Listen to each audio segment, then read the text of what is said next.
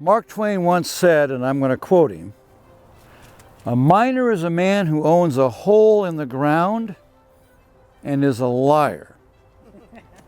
Well, that was probably true of most of the miners around here, but I wouldn't be a liar nor a windbag if I were to tell you that mining was pretty good for me.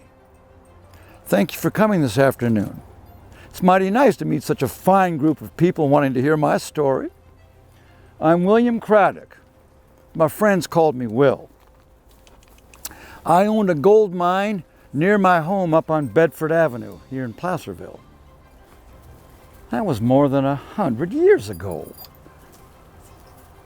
Today, you probably know my gold mines by their new names, the Gold Bug and the Priest mines. I hear tell they built a city park around my old claims. They call it Gold Bug Park. I can't imagine there being a park. My hard rock mines were anything but a park. That was dangerous and backbreaking work. Well, I'm getting ahead of myself. Let me back up to when my parents, John and Caroline, came to Placerville around 1850.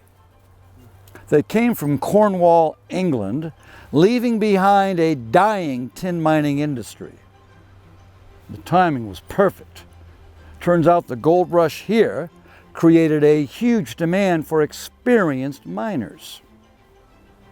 My father owned a patch of ranch land just outside of town, and he owned a saloon on Main Street.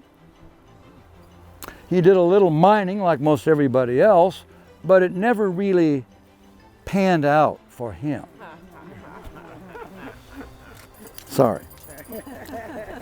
I was born here in 1859, and as a kid, I helped work my father's mines. That's how I got infected with the gold fever. When I was 21 in 1880, I lived in an apartment at the intersection of Sacramento and Pacific Streets, right where the post office stands today, right? When I was 23, I gave in to the gold fever and took off for Idaho to chase down some rumor of a gold bonanza. Well, that didn't work out too good. A year later, I was right back here in Placerville, flat broke and unemployed. So I took up blacksmithing on Main Street. It was about that same time I met my future wife, Eliza Emma Dackham.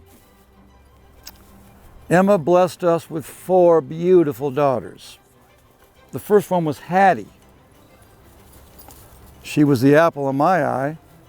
I named my first gold mine after her, that one up in Gold Bug Park. 3 of our daughters grew up into be fine ladies.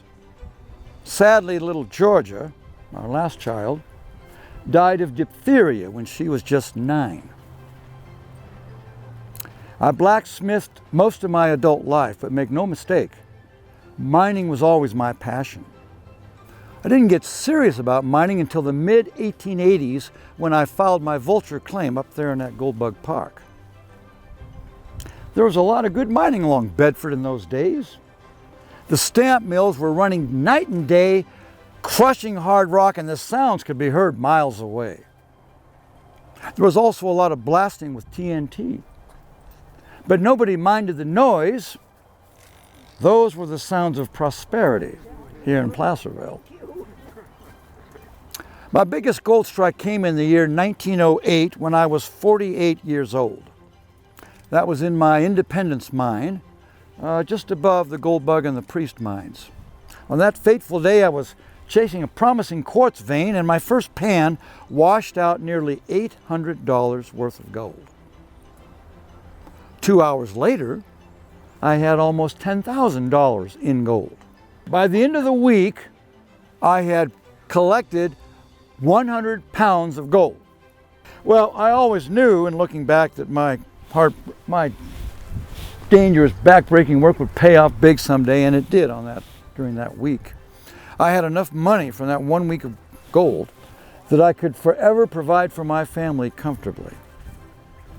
I even had a little left over. I bought myself a 1910 shiny new Model T Ford. One of the first in that county, I might add. Sadly, I passed away at age 60 in 1920 from heart failure. But I'd lived a good life, I'd raised a good family, I followed my dreams of gold, and I was one of the lucky ones who made it rich. If you get a chance, head on up to that Gold Bug Park and check out my gold mines. They were a big part of my past, and they are a big part of your local history.